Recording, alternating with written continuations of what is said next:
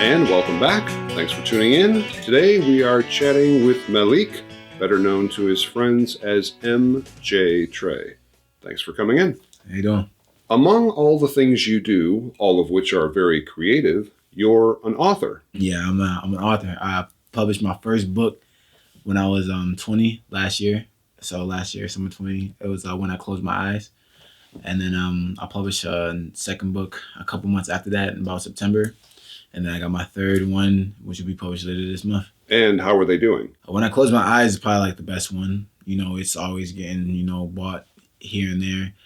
Wake Up, which is the second book, it's, it fluctuates here and there, different story kind of. And I guess we'll see for this new comic. The books, what are they about? Well, When I Close My Eyes, I kind of put it in my perspective. The main character is Mac, and I look at myself as Mac, trying to find his spiritual journey. I'm trying to think of what I could say without trying to give the book away, but basically Mac, the main character, is just trying to find his spiritual journey. Has a lot to do with spirituality in it. It talks of angels in the book, stuff like that. And that's for When I Close My Eyes. Big lessons in there. For Wake Up, it was more of like a personal reflection about me, and it's like a little snippet of me and my ex-fiance. How Lee, the main character, I was in the role of Lee, and kind of like a metaphysical story, due to the dreaming, the lucid dreams, and it's a lot of sad points in that book, but very inspiring points in that book. And this new comic I got, Lightning Striker, is I've basically been writing this since I was in third grade, like rewriting. Yeah, I'm just excited for this one comic to get out. So, which came first, the chicken or the egg, the book or the comic book? I start. First time I ever wrote something had to be in like a superhero format. So I think the first like comic, if you will, like superhero thing I wrote was like a remake of the 2007 Spider-Man 3 with Tobey Maguire. I like the storyline, but I added my creative spin to it, and I probably say that was like the first kind of comic I've written. But throughout school and high school and stuff, my creative efforts have probably been most likely with books. But this comic book avenue that I'm doing now is probably going to stay in the game for me for a little bit. And I understand you have a new comic book coming out very soon. Yes. My new comic, Lightning Striker, will be in stores May 21st, 2021. I'm the author. The artist is Henrique Barthélemy. He won a contest for DC Comics France, an art contest. He's a tremendous artist, as you see. And he'll be doing some portraits and some artistry for Zack Snyder, the big the big guy in DC right now. It's very cool. And where can people get it? You'll be able to get this on Amazon, ebook, Kindle. It'll be in Barnes & Noble in the physical copy probably about a week after. So May 21st, this will be in stores to buy. Physical copy around like Memorial Day weekend. And what about your other books? Wake Up is only in an ebook in a Kindle format right now. However, When I Close My Eyes is in physical format and ebook, so you can get it in the store in Barnes & Noble, or if you want it electronically, you can get it through Amazon Prime. So when you're writing, where do you find your inspiration mostly comes from? For me, whatever I'm writing creatively, there's always an inspiration behind it. So for my first book, Wake Up, I say the inspiration behind it was this story. Originally, I wrote this story my junior year, the first time I took a creative writing class. And it was kind of like a little watered down short story of what it is now. And then the story was always something special, but I always wanted it to relate to me versus me doing it for a grade.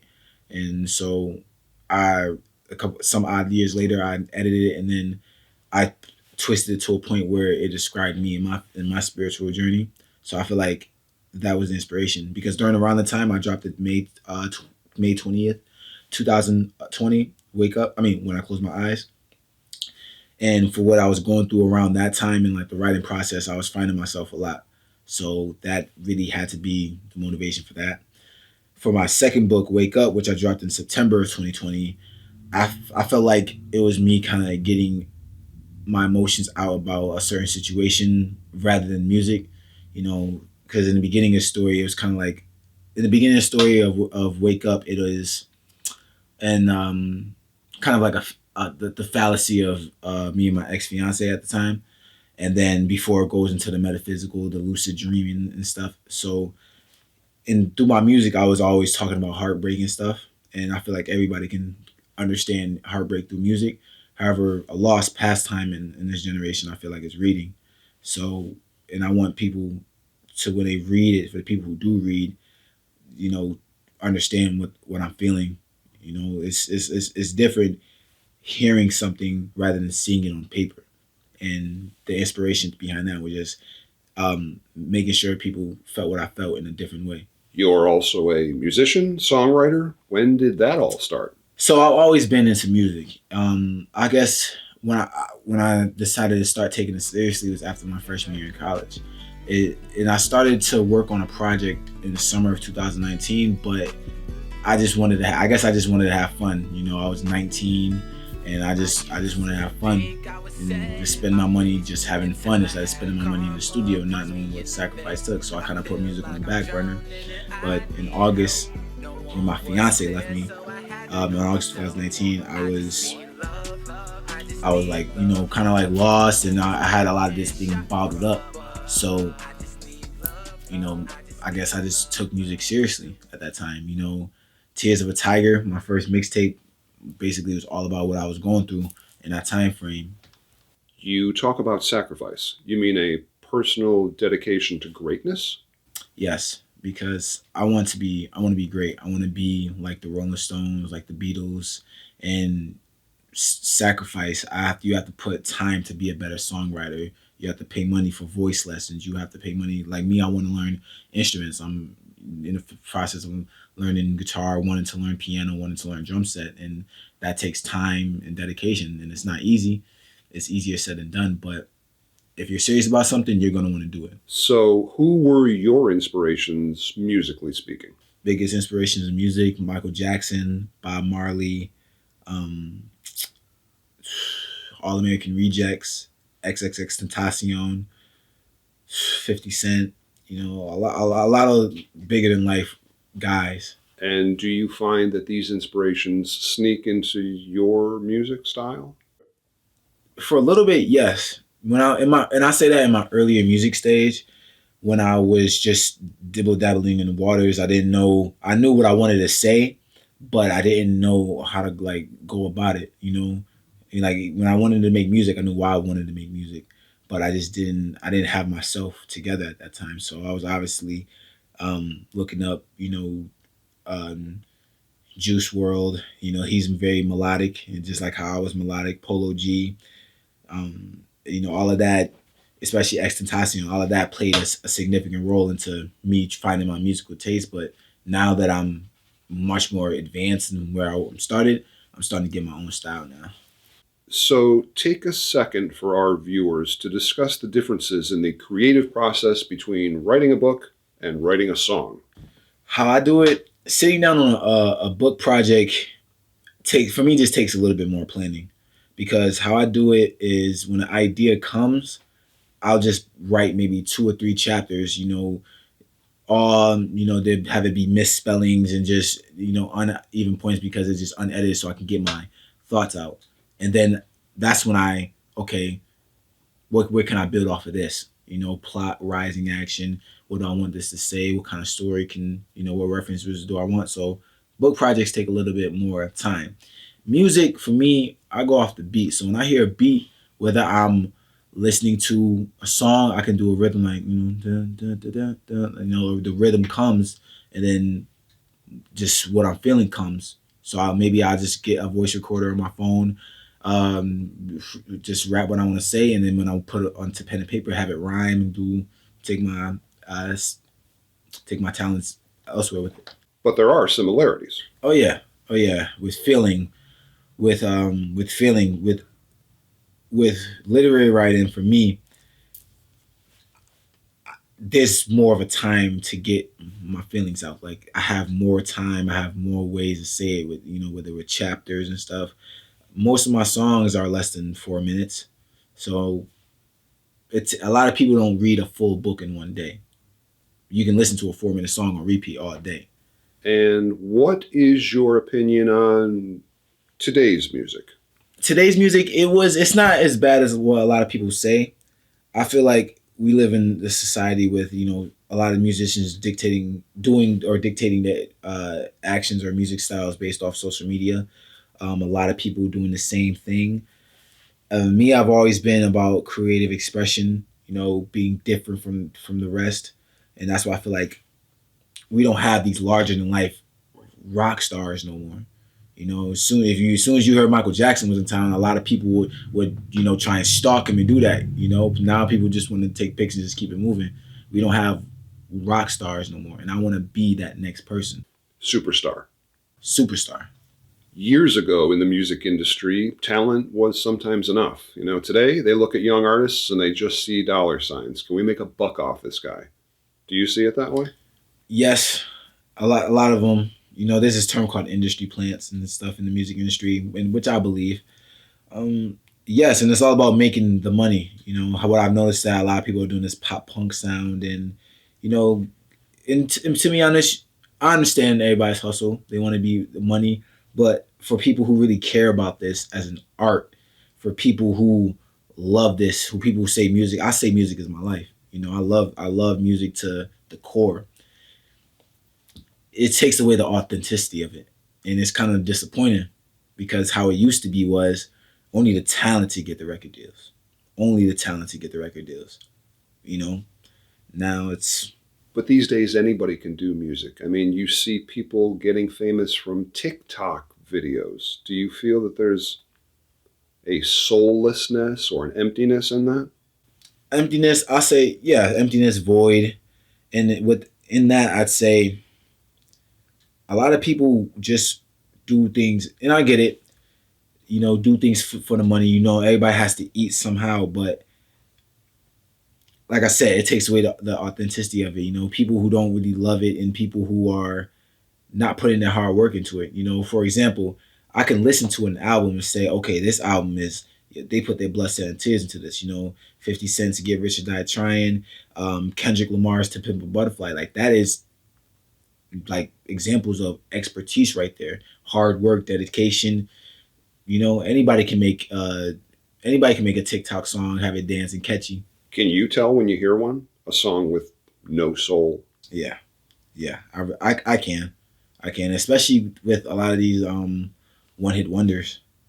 A lot of them, I could tell to a certain extent if someone's going to have a buzz based off this song and a couple songs that follow after, and then they'll like their career will die off after an album or two.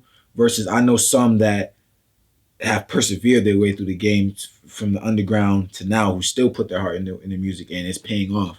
So how do you prevent yourself from being a one-hit wonder? What's your plan for longevity? How I feel to approach it. One, I know myself, and two, I know I've had a little dibble dabble with I've had a little experience with Hollywood with acting. So with the people around me doing telling me some stuff with acting and getting into certain things that they shouldn't get into, I kind of know a little bit, scratching the surface of what musicians can go through, such as the people not reading the contracts and stuff and being boxed in. I don't want to be boxed just because I see a large offer on the table. So I say my hard work, obviously, getting noticed because it's all about who you know in this day and age, and standing out. Whether that's being different, because I see no one can really copy my style, and I'm not a copy of anybody. It's for the people who stay, their sound is different. There's not gonna be another Tupac, not gonna be another Beatles, not gonna be another AC/DC. And there shouldn't be. It shouldn't be. Those are legends in their own right. Never going to be a Jimi Hendrix. They brought a uniqueness to the game that changed it. And that's where the Trey comes in. Trey comes in. I've noticed that you add a lot of your personal spirituality to your music, to your message. Do you think that that's something that definitely people look for or perhaps resonates with them? Yes. For example, I talk for my spirituality. I talk a lot about angels in my songs. For in hip hop, there's a lot of popularity with people emphasizing demons or selling their soul and stuff. Me, I was even though I don't practice Islam no more. I grew up Muslim, but my spirituality, I don't know. I don't even know what I'm trying to say. Just I feel like when they see what I'm talking about, what is different versus what a lot of people in the hip hop genre talk about, because I do make hip hop songs like with pop songs and stuff. In my lack of profanity that I use, a lot of people gonna be like, "Who is this guy?" You know, it's different than what people talk about. Because I like my mom listening to my music, and I don't want my mom listening to some obscene stuff sometimes. You know. Being a good person. Yeah. So then, at what point in your life did you make a decision to add music to your list of accomplishments? I would always, especially when middle school, early high school came, I would always write and stuff. I didn't take it seriously because I didn't know like all aspects around it. I didn't know how to record. I didn't know how to sing. I didn't take voice lessons. I didn't even know how to count bars at that time. So I was just writing in my early career writing. I mean, rapping. I was just getting myself together. What made me want to take it serious and start putting the music out was experiencing something traumatic and stuff. You know, experiencing actual life. Because when you're how I grew up, I can't speak for everybody, but how I grew up, even though I was very independent, I was still sheltered a lot because I stayed in the same community versus me going branching off to college far away from home and then experiencing what getting a taste of what life is. Even though I'm still young, I got the taste of it. And then with life comes experiences, come hard lessons, and I feel like this was the time. Like as soon as the traumatic points hit I feel like this was the time to take this seriously. So, what are your musical goals? Better music quality wise, I'm always gonna get better because I take voice lessons and I'm always trying to learn different ways to write. But I feel like my goal for my music is make sure not every project sounds the same, and I'm always progressing. And I don't use the term getting better, meaning progressing me with every project, whether the projects I dropped already, Tears of a Tiger, Heart, and Hero. Each of them had a goal, and none of them really sound the same. And that's always been my goal. I don't want my projects sounding the same. Like the Beatles, every album was different. You saw music evolve as opposed to bands like, say, the Stones, where everything was kind of the same sounding. Show a progression and also, yeah, just show a progression and just my music style evolve into something that I can create where a song comes on or a beat and they like, that's an MJ Trey type beat. So, where do you see yourself in 10 years? Do you foresee things? Do you visualize that in your own mind? What I do is I see myself in like a general space because what I've learned through life is life, when we think we have plans, life likes to come in and be like, let's reroute that for a minute. So a general idea of where I'll be 10 years from now. I'm 21. So when I'm 31, a general idea is I want to be in a long committed relationship, whether getting married or if we already have kids, or I want to be settled down completely. I want to have at least a couple of the big awards under my belt: Grammy, Oscar, Emmy, a couple of them under my belt. I want to have a diamond album by that time.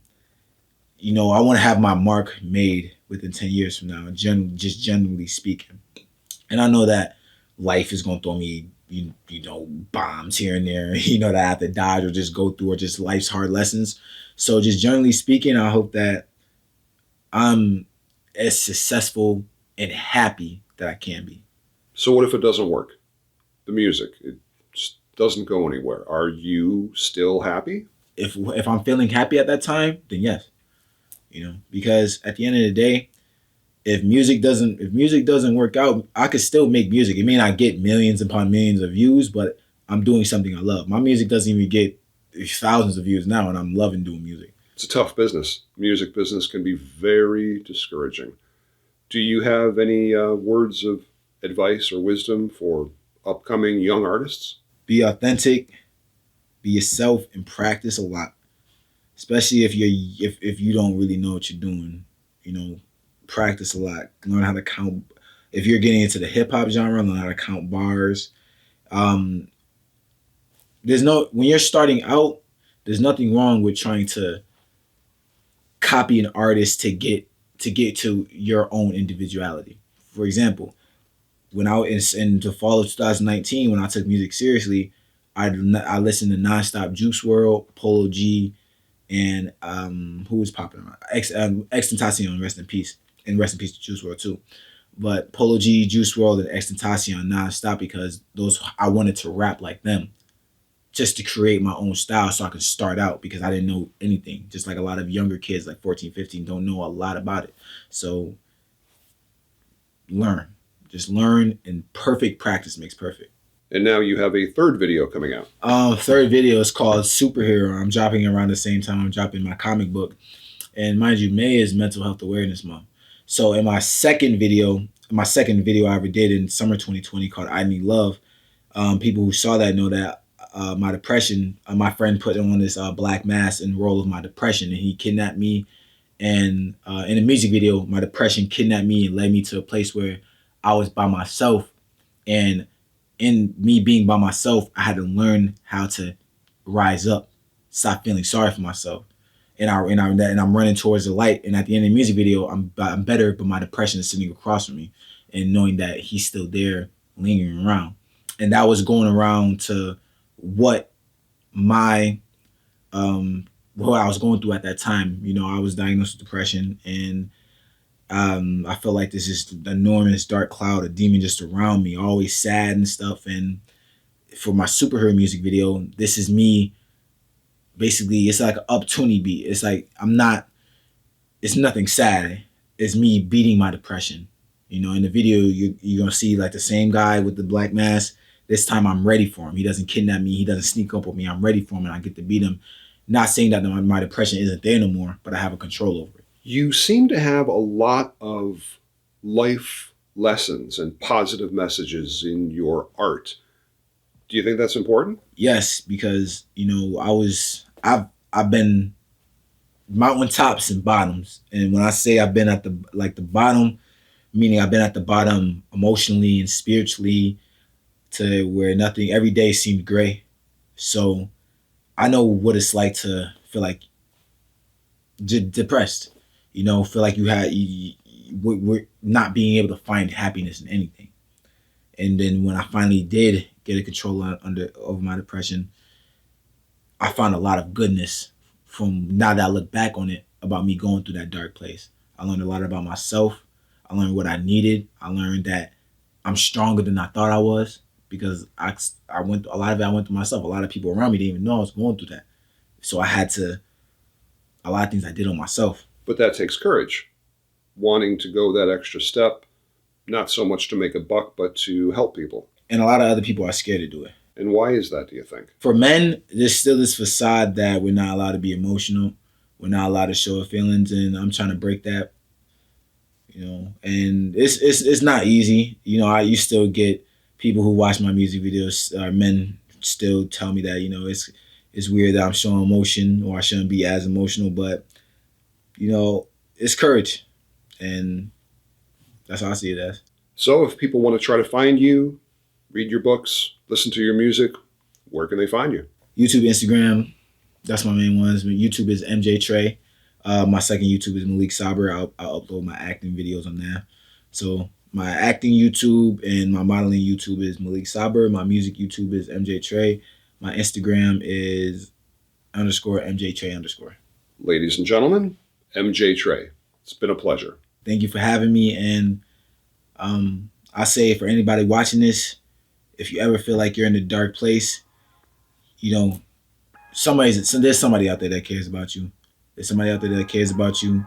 There's people out there who can help you. You know, there's hotlines out there.